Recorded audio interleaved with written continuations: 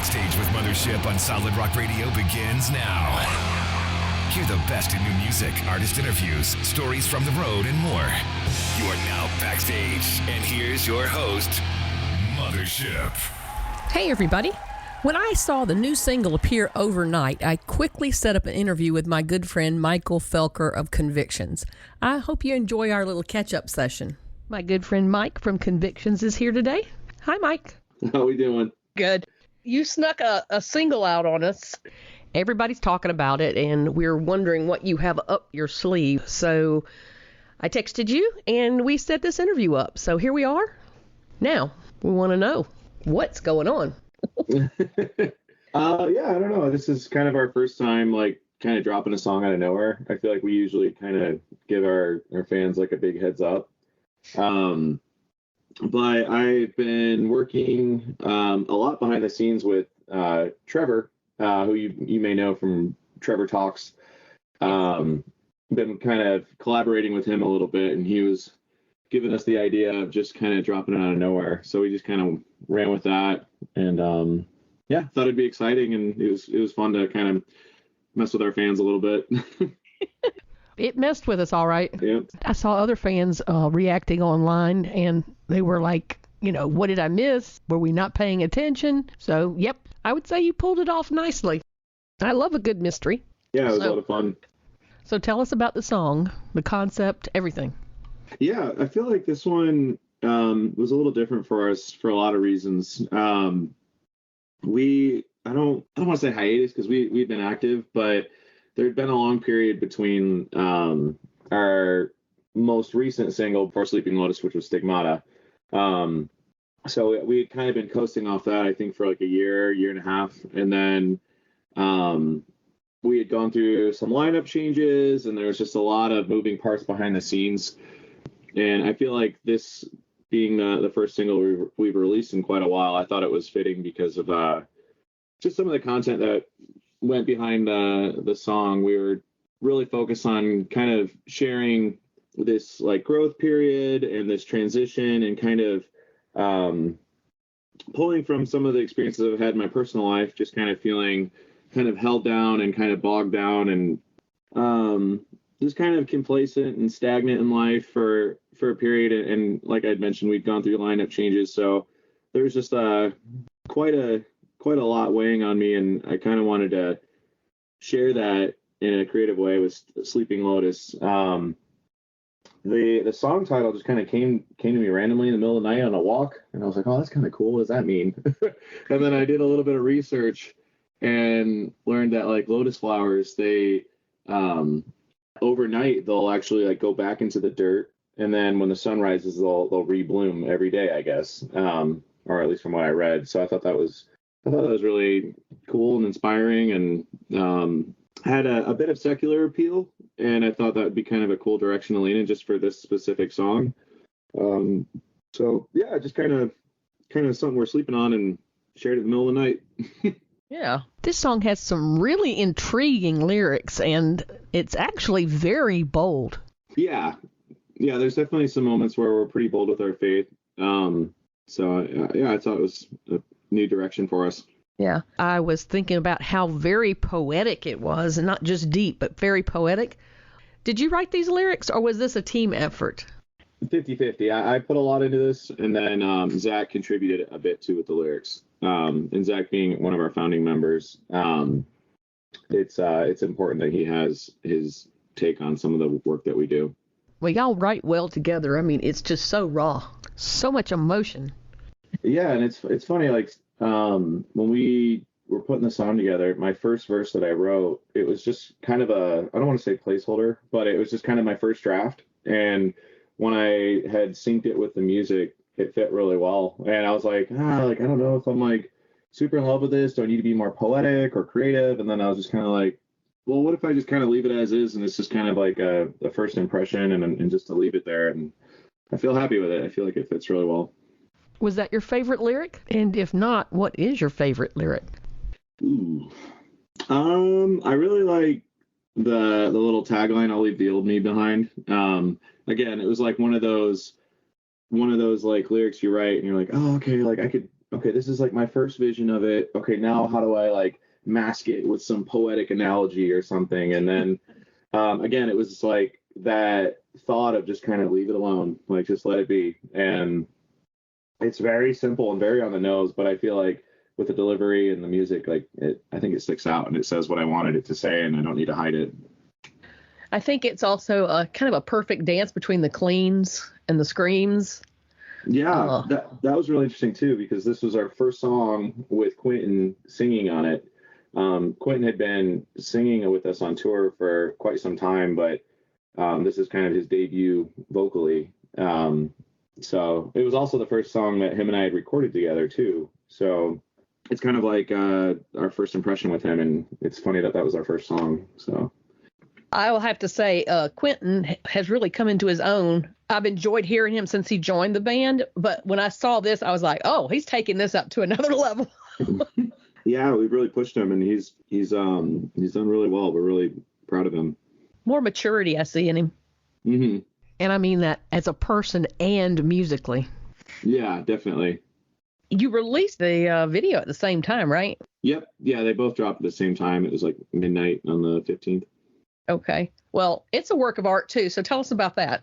That was a lot of fun to shoot. So in the music video, I'm like, in real life, I'm like distraught and distressed, going through like some serious like stress basically, because my car that I owned for 7 years just completely like tanked, and I had to leave it outside of town and jet back to Toledo to shoot this video. So like this whole video, like I'm like trying to like emotionally convey angst and stress and anxiety, like, you know, to translate the lyrics in my performance. And I was actually feeling the things I was talking about.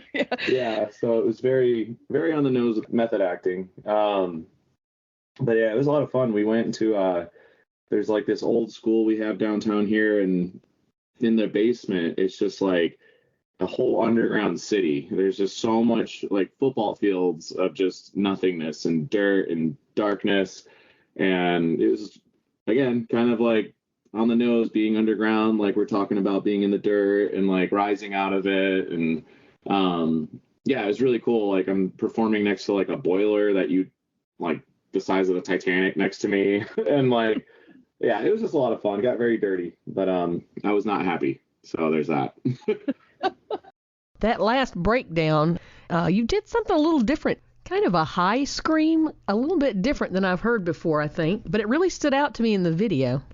Yeah, that was kind of a happy accident. We're working with the same producer we had with our last two singles, Supernova and Stigmata.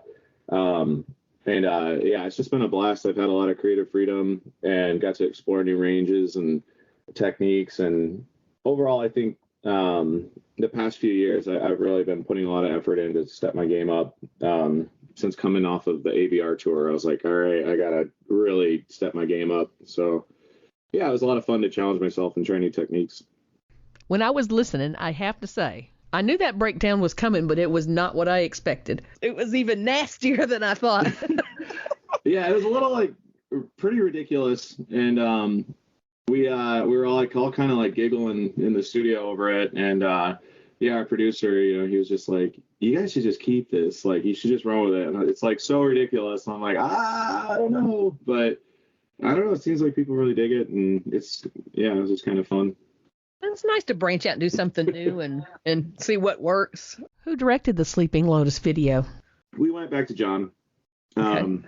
John, our old bass player, he went on to pursue videography and photography, and he's been pretty much our go-to guy for the last few years here. Yeah, we just had a great team around it. We spent years working on the song. Like we have all this. I don't want to leak too much here. Oh, come on. It's just me. I'll turn off the recorder. Wink, wink. We recorded this song a long time ago, so I've been sitting on it for a long time, and it feels very good to have it out finally. It's my baby.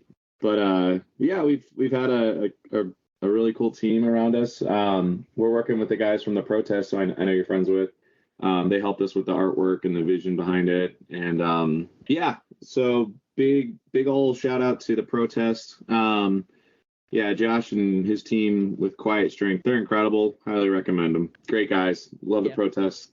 Shout out protests. Yay. You dripped this single out. Are we going to be dripping more singles out, or are you going to give that away? Have you got something on the horizon that you can tell us about? Well, let me answer your question with a question. When are you releasing this? 15th of April? Yes. Ooh, okay, then we can talk about a lot more. Okay, good deal. Let's go. Okay, perfect. We have another single that we're going to release on the 12th of April. Oh, yeah.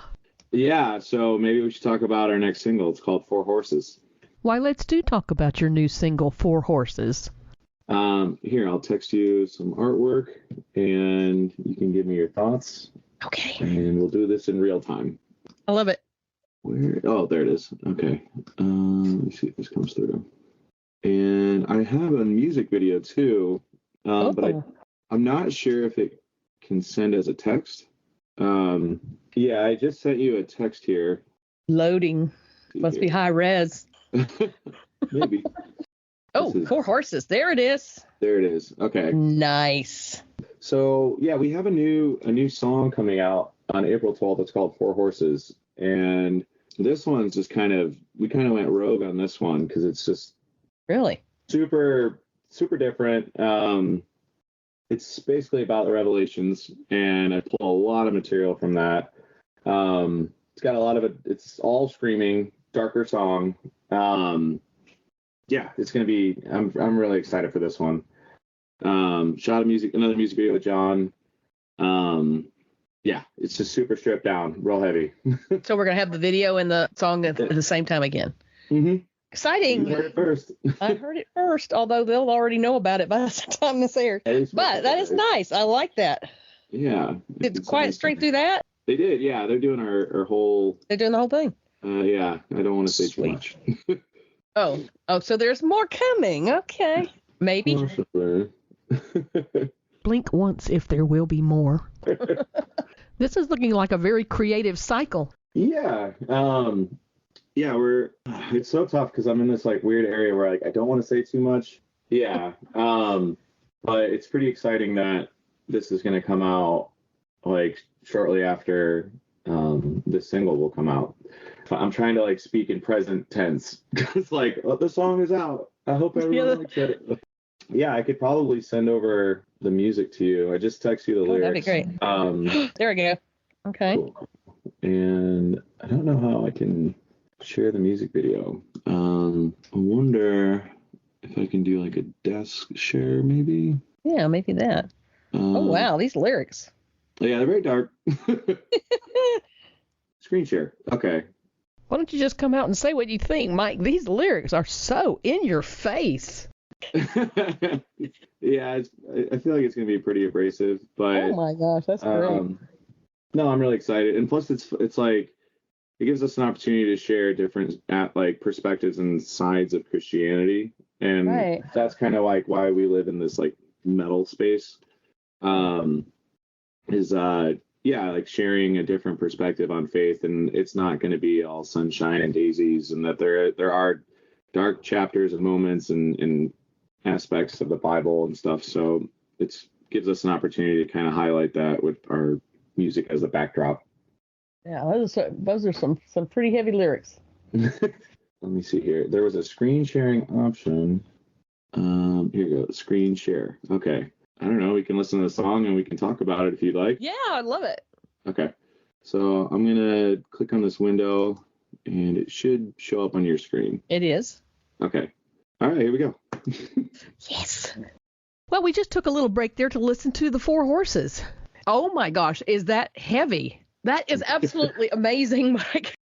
So at the time of this podcast release, then this would have been released in the past tense, April 12th. So this podcast, you said probably April 15th. So yes, correct. So then the song would be out for 2 days. So I'm going to try and speak in future tense. Okay. Well, people have no idea what's coming. So am I the first person to get to hear this? One of them. Obviously, we have like a team that, have heard it, but not like, no, I think you're one of the first. Well, I tell you what, this kind of reminds me of Sleeping Lotus in several ways, but I think it's heavier. Much heavier, I think. Yeah, a lot heavier. Yeah, and I thought that was pretty heavy. Sleeping Lotus had some like a lot of new sounding stuff, but this one also has a lot of new sounding stuff. I can't even put my finger on it. It's a bit different. It's I guess like less production and just more just raw heaviness, which is I think a good change of pace. Trying to show other dynamics, and I guess this would be more of a hardcore direction. The video goes along with that. Very hardcore. Yeah, I wanted to try and see if we could push the limits as being a Christian band, like showing a different side of I guess like lyrical direction, like showing maybe some darker themes. I guess the big thing like for us too is like sharing different perspectives on Christianity. So like not everything's sunshine and daisies. Like we hear that a lot. And a lot of our audience connects with us because we try to approach more difficult areas and themes with our lyrics. And this was a lot of fun for me because I wanted to kind of, I was talking to you earlier about like this this like wolves in sheep's clothing, but in this way it's kind of the opposite. It's like sheep's and wolf's clothes. You know what I mean? Like I'm kind of infiltrating like that metal space and seeing just how like aggressive we can get these lyrics, but still have Christian themes. Yeah. Well, you have absolutely succeeded. You have blown me away with this one. This is amazing song. And the top-notch videography. John's doing this one as well, right? He's our guy. I don't know if it's just because he did both of them, but they seem to be like we're working towards a theme here. I don't know. I never really thought of it like that. I guess for the visuals, a lot of it was kind of leaning towards this post-apocalyptic battleground kind of feel, and I guess in like a modern light. Maybe that's it. It's sort of a post-apocalyptic aesthetic in both of these. A lot of this is drawn from the Bible, so trying to use that material in a modern setting was kind of the visual cue. And then we just had a lot of fun with the night vision and like using this like backdrop that we're performing behind as like silhouettes, and there's shots where it looks like I'm almost screaming into like a scope of a gun. Like it's all over the place. That's amazing. Are we getting an EP or an album soon, or can we not say yet? We have 2 songs out. I can say that. Oh, darn. I hope this is foreshadowing of things to come. Do you have some merch that's tied to these new songs? Yeah, we're still getting that rolled out. Hopefully we'll have something here soon by the time that this podcast is ready, which I'm actually glad that you said something because now I'm going to write it down. I need to start drafting up some merch ideas. I'm probably going to have my brother tackle this one. He did one of our shirts for a couple tours. We did an I Won't Survive exclusive that he did, and a Stigmata shirt that he drew up. So he's an aspiring tattoo artist, my brother. Yeah, I guess the whole thing with like Convictions is like we're trying to keep as much as we can like in-house or like close friends, and that's why the guys in the protest got involved. Trevor with Transparent Media, him and we've been working together a lot, and he's been helping with some of the Conviction stuff. So yeah, my brother like I think is like just the top choice for me other than like Zach and our band. Yeah, trying to keep it in-house and have family help, which okay, I'll give you a little tidbit. Like I don't want to spoil anything, but at some point in the near future, my dad is going to get really involved. That's all all I want to say there. Oh my. Little vague, but yeah. It should be fun. It's a family affair. Definitely. That's what this is all about. That's right. Well, It's been like that with Convictions for a while. Like we're last night I was with our old guitar player and John, and we were just hanging out because Tommy just got a new house, or I guess he did a lot of renovations on his house. That's our old guitar player. And Dan Gardner, he's the original screamer of Convictions. I'm supposed to be meeting with him in a couple weeks here, just catching up, having a podcast. So he's starting a podcast too. So it's just like, it's really weird. Like if you get involved with Convictions, it's like you're just in a family for life, I feel like. So it's been really cool. Well, the aggressive worship family, right? Oh yeah. Yeah, actually, yeah, the music video we just talked about, Four Horses. After that shoot, we went and had a big dinner with Dan, formerly from Convictions, John, formerly of Convictions, Josh, formerly of Convictions, our whole new lineup. Like, yeah, it was right after that crazy video. So That is so cool. so we're the Olive Garden of bands. Yeah, all you can eat soup, salad, and breadsticks. What's so cool to me is, even though you've had some turnover in the lineup, you've still had that consistent sound that's Convictions. That's something I'm a little nervous about with this new material. Like Sleeping Lotus, I feel like really picked up from where our last record, I Won't Survive, did. And then even this track that we were talking about tonight, Four Horses, I feel like is pretty similar to a song called Teeth that we have, as far as like the aggression and the rawness. So we're still carrying over, like you said, like carrying over older influences from our back catalog, but there's still a lot of new territory that we tackle that I can't give too much away. I just gotta be vague. Can keep reeling you in. I know, like I talk too much, and I was saying earlier, I'm like, I gotta stop oversharing. I talk too much. Yeah, well, I'm not doing you any favors with all the trolling that I'm doing. And you were talking about merch. I tell you what, the most conversation you have got to get is about your upside down cross shirt, and I love to see you keep bringing that one back. Oh yeah, we get a lot of funny people. Yeah, I mean it's a really good conversation starter. Obviously, like it supports us as merch, but like hearing some of the crazy stories that come out of that shirt, which I think we've had around for like 10 years now, like yeah, close to it. Yeah, we'll just get straight emails. I was at Wendy's last night and some older lady came and yelled at me, and then we ended up talking till 3 a.m. about Jesus, and we both connected on that. And it's like, wow, like this is like kind of like sending people off to spread the gospel in like a really abrasive way, and that's kind of I feel like similar to what we try to do with our music, making it abrasive and angry and loud and having a godly message in the text. For anyone that doesn't know the story or the legend of what happened with Peter, that he requested to be crucified upside down on the cross, feeling unworthy to die in the same manner that Christ did. Yeah. His death isn't described in the scriptures, so we're not really sure that that's what happened, but I think we can probably relate to that sentiment as a believer. As far as the shirt goes, I know I've had people message me about it, so I know you have to have had people that will call it out as satanic. Yeah, oh no, we get that a lot. I guess that kind of ties into that whole like a sheep and wolves clothing thing, not judging a book by its cover.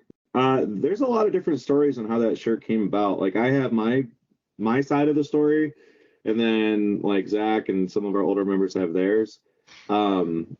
I don't know if this was my idea or if I just chimed in really quickly, but my side of the story is I saw a music video from this band called Dream on Dreamer, and the singer had a custom jacket, and there was like studs in his collar, and it made a cross, like an upright cross, and then the opposite side, it was an upside down one. And it really got me thinking, I'm like, why does he have both? Is this like a yin yang thing? Like what's going on?